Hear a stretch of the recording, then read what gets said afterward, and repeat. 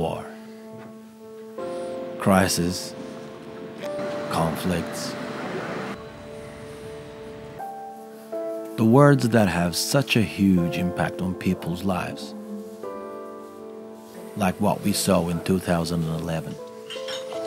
Thousands of people lost their lives, and millions were affected by the crisis, leaving their homes due to the conflicts.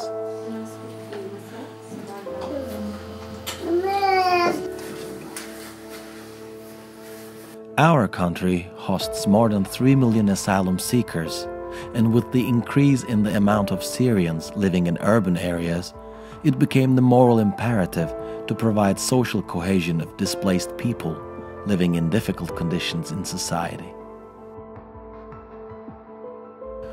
Within this necessity, with the great support and cooperation of Norwegian Red Cross, Turkish Red Crescent initiated Community Centers program and began to provide services for displaced people in order to provide better life conditions and community participation.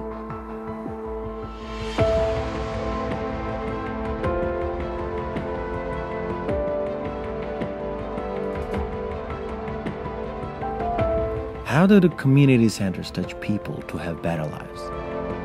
Community Centers program, which was established in 2015 within the Red Cross Red Crescent Movement Cooperation Program, opens its doors to people from all ages and offers a variety of services including psychosocial support, protection, referral, livelihood development, and health.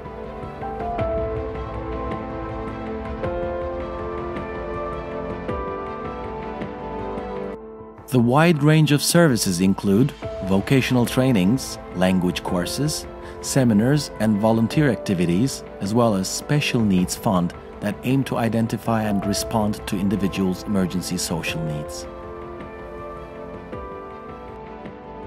Through these services, beneficiaries are encouraged to participate in society and live safer and happier in their new homes.